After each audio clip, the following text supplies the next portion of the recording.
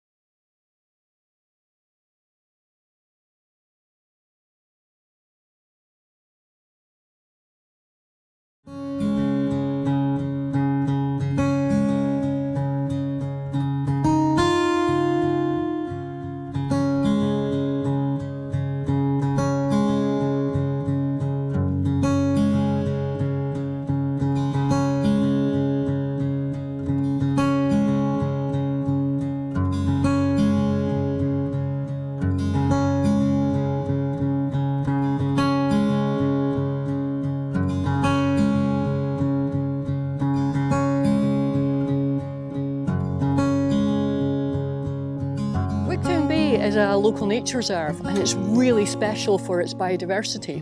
People can use it too, but the biodiversity is the reason people want to be here. So we have areas that are not grazed. We also have lots and lots of grazed salt marsh, and that's absolutely brilliant for things like the geese to come on. It joins up, of course, salt marsh goes into mud, plants grow through and grow into salt marsh. And the two things together just provide us with a great place for lots and lots of birds. It's a very, very special place. Welcome to Wigtown Bay. Thank you very much. So I know you've been here a few times before, but this is where we're going to go kind of out onto the bay and see some of the things that are there. It's brilliant. We're starting off at Wigtown Harbour, because that's a really good place with the River Bladnoch behind us here. And way on out over there somewhere is the River Cree. And those are the two kind of big things that make Wigtown Bay like special. Yeah. And we of course have the sea coming in too, but it's something called a fjord. And that means that it's a basin that's been shaped by the ice over a long period of time. And the two rivers bring their sediments down, and we have the sea bringing its salt water and bringing the sand in. And that creates the mud that creates the Saltmarsh. Tell us a little bit about why you're interested in being here, what you're going to do with this information. So the festival have asked me to write a book called The Saltmarsh Library, and it's going to tell the story of Wigtown Bay and the local nature reserve here, and the sort of the birds and the plants that we can find out on this saltmarsh, but also the stories of the town. And nature for me is a great repository of stories as well as species, and these two things interact for me. So yeah, I'm going to be investigating and exploring that over the fantastic. So in the winter this will be brilliant for the geese. At the moment it's being grazed by the sheep, and that is actually one of the reasons it's actually really good for geese, because it's nice short grass that's kind of keeping growing, because it's warmer here than it is in Iceland and Greenland and Svalbard where they come from. So a little bit warmer, lots of nice green growth of the grass. So we'll be getting all of this area covered by geese. And it's one of the reasons we have the bird hide here too. Yes, it's a brilliant hide. I was watching a wheatear from there earlier. Last time I was here there was a peregrine falcon eating a wader out there. It's a great place to come and see the local birds. And we've created a wetland because that field means that we can have the freshwater element and then the saltwater saline element out here. Yeah, and it's great for birds to have that contrast of the freshwater and the saltwater as well, because the saltwater mud is great for things like lugworm and stuff, which waders love to feed on, but then they need the freshwater as well. When the geese do come in the winter, you can tell where the tides come to, because they don't like the really salty bits, they like the bits that have been washed by the rain, so it's really nice from that kind of perspective.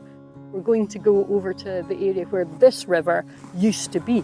It used to be over there at the other end of the sticky burn, and that's why they had to have the burn coming and connecting the two. So we're going to go over to the martyr stake area.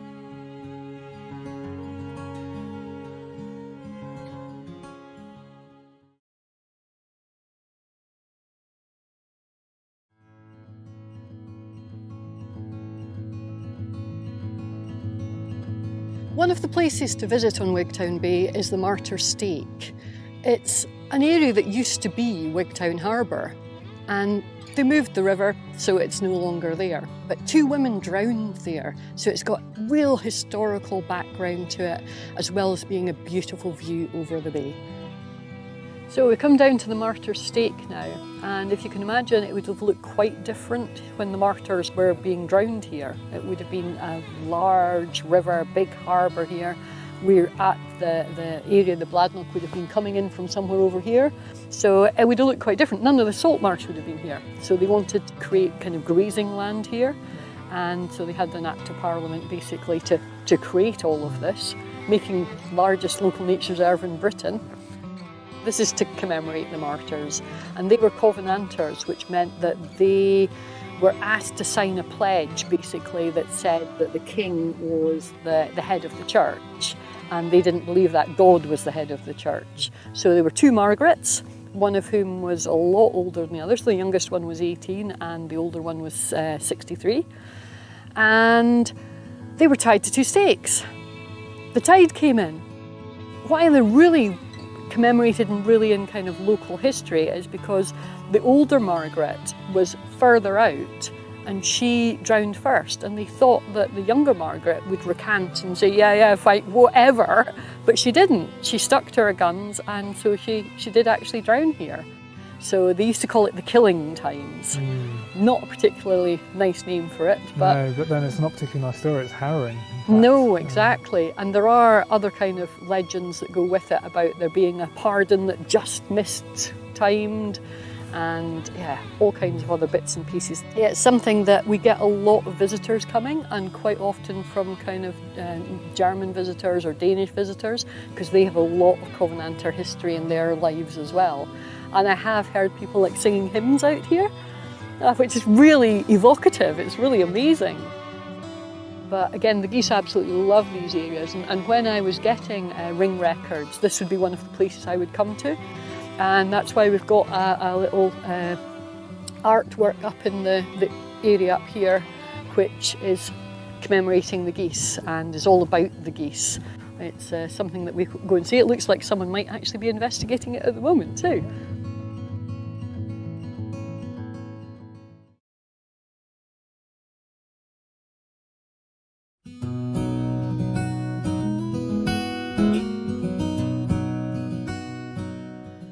On Wigtown Bay in the winter, there are 3 main types of geese that we get here. We get the grey lags, we get pink feet, and we get barnacle geese.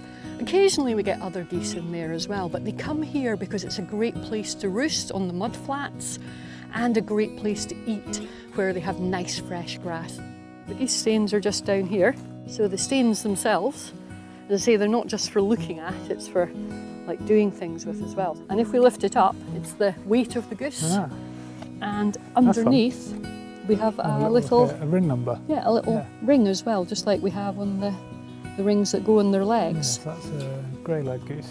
So we actually have some details on here as well, where we got this stone, because we actually went and got this stone. Well, I didn't personally go and get basalt from Iceland. Yeah. So it tells you how far away it was. Yes, and the coordinates are great because you can actually, if you've got the right kind of phone, you can put those into Google Maps and you can actually fly the flight that the geese from here go to. But we have 3 main geese, and these stones have come from the places those geese would come from and are representing them. So we had great fun trying to get these. I think Icelandic Air helped us with this one. One of the cabin crew went off and got us a stone of the right kind of weight and brought it back. Nice. I can imagine a sort of flight attendant going around with a set of scales. That was exactly it. And this one is your pink-footed goose. Yep, absolutely. Yep. And it's a lovely roll. Yeah, I'm going to run up what it is. It's biotype nice from Greenland. It's a lovely bird, pink-foot. It's my favourite goose. Oh, well, there you go. So that's the one that you would definitely see out here when the winter's here and you're kind of standing. But the barnacle geese, we used not to get them. Now we have lots and lots of barnacle geese here. So it used to be the really special geese that we would get, and now it's so this is your quartz sandstone from Svalbard. Absolutely. So the Svalbard population of barnacle geese, which are the ones we get wintering on the Solway, they were down to about 400 in the 1950s. Yeah, very, very few. And this is at the expansion of them. Spreading up the Solway. It's fantastic. It's great to see. Yeah, and of course it's quite easy to pick them out as well. And they've got that yap yap sound that they do. Slightly dog-like almost. Yes, little terrier is what I've always thought. So it's that whole kind of yap yap. And of course pink feet, pink pink. Yep. And I can never do the grey lags. Honk honk. Okay, honk. Grey lags. So I mean, these geese stains here, we've got the rings on the bottom of them, giving some details of the geese and where they've come from and so on. The way that we've found that out is actually to have rings on the geese, of course.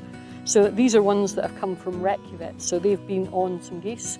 Now, unfortunately, the geese have died for me to be able to have the rings, but we have real problems reading those, even with a really good telescope, because they're so far away, whereas you've got a couple there that's much, much easier. So this is a Darvik ring, and you said this was originally from an osprey, but it's the same size as it would be for a goose. It's just a goose would have an extra letter on, and that would also go on a goose's leg, and it would be much easier to see than the metal ring there. Unless, of course, they're standing in long grass or in water, or mud, yes, I guess. So it's not quite so easy from that point of view. Birds like to not be helpful when they can. Exactly, but with a good telescope, we'll be able to see that one. And this is a neck ring, so this is IAH, and this would be from like a grey-legged goose, and it goes round the neck of the goose.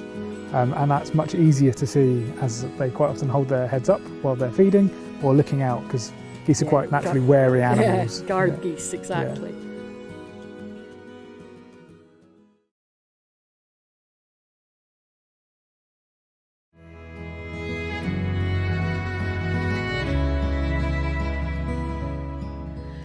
Wigtown Bay and its mud are just something that I love. There's the sand coming in from the sea, there's the sediments coming down to the river, and all of those things make different kinds of mud. If it's really shiny, it means there's lots of water in there, and they're the areas to avoid, so those are usually the areas around the rivers.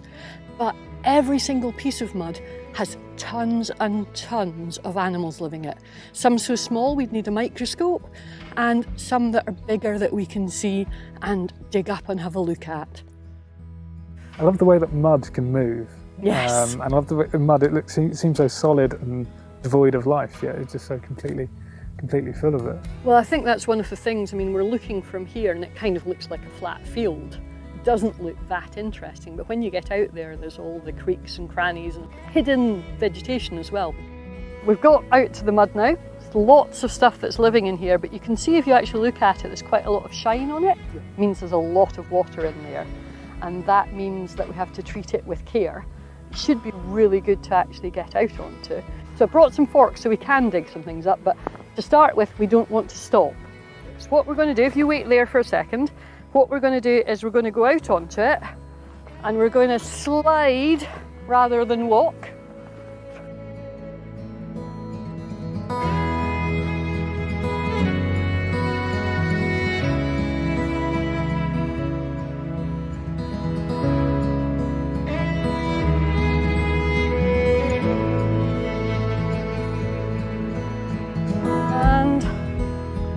Come back to safe land.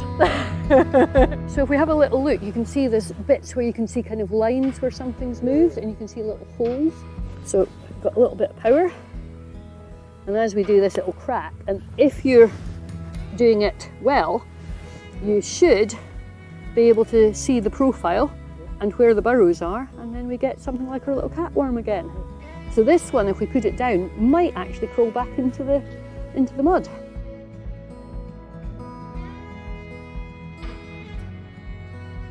What I'm going to do is I'm just going to stick my hand in, and you can have a little look at this mud here. It's something that's worth taking some of this blacker stuff and having a quick little smell, because it's very sulphurous. And so, yeah, rotten eggs was what I was always told it smelled like. So I mean, that's one of the special things about the plants here, is that the tide comes over, covers them with this kind of sediment, and then they grow through it, and they grow through it, and they grow through it, because every day it's covered twice.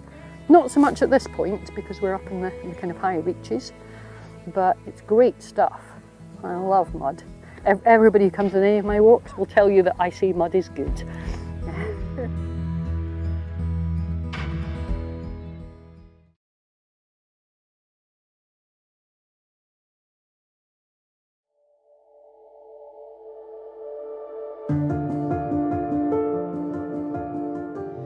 The Saltmarsh is a complex of lots of different plants. Particularly where it's grazed, you'll see that the plants are in the creeks because they're not being grazed, whereas it's a real lot of grass on the top, plus a lot of thrift. And sometimes you'll come out here and it'll be pink all over it because the thrift is flowering. The other plant that we have that's really interesting is the sea aster, and that's in the kind of non-grazed areas that we're looking at here. And it is a lovely plant, especially at this time of year. It's great for all kinds of bees and butterflies and moths. We've just spotted some cordgrass here. So the cordgrass is one of the kind of more invasive species that was actually being planted in some areas so that it would keep the mud together. So it's brilliant at doing that. And looking close to it, we've got some bubbles forming on top of some algae here. So there's lots of processes going on. It looks a little bit like frog spawn or something similar. There's also, you can see the sheen on the water here. Yeah. So people get really worried about that being oil, but it's actually the decay of vegetation, so it's a natural oil that's in there. And what I'm always surprised about is when I've just put my hand in there, how nice and warm it is. Yeah. So this scurvy grass, it's great, it's got a nice white flower. As you said, it's sometimes in the areas where it's nice and salty. And they used to take it, it's got its name, basically from the fact they used to take it on ships to alleviate scurvy because it's got lots of vitamin C in it. And I'm not going to give you a whole bit to start with. Let's try a little bit. If you chew it for a little while, it's got that kind of slightly citrusy kind of flavour to start with. And then after a little while, I'll go peppery. It's quite a surprise to many people, especially when you chew it for a little bit because they're not certain about swallowing it. We've got a little pool that's quite shallow, And what tends to happen is things like the little fish will go into that area because that'll be warmer and it helps their digestion. And then as soon as they hear or feel us coming, they'll shoot off. So very often it's like the end of a creek like this piece up here. This is our head end. And if we looked at that carefully through a little lens, we'd actually be able to see some big jaws. So I would think that this is either a small ragworm or possibly a catworm, which is a white ragworm, is its other name. And fishermen love those ones because they're supposed to be really good for catching things. But most of what we're seeing here, it isn't legs, so it's not like a centipede, that's actually its gills. That's the other reason for it wanting to swim, so it can breathe. We're just going to go along this kind of fringe here, and we can find these underneath the mud, but if we look along the fringe, we maybe just knock a few off, and then we'll get them into here. You can see one here now. Yes. So there are lots of little kind of things in there that we probably don't see when we've actually got the net, but once we put them into the water, we should be able to see a few swimming. Oh, here we go, we have got some little ones in here. We get all kinds of things that do get kind of washed up into this kind of area. Small creatures out of the mud, and it is just a fantastic place with lots of diversity.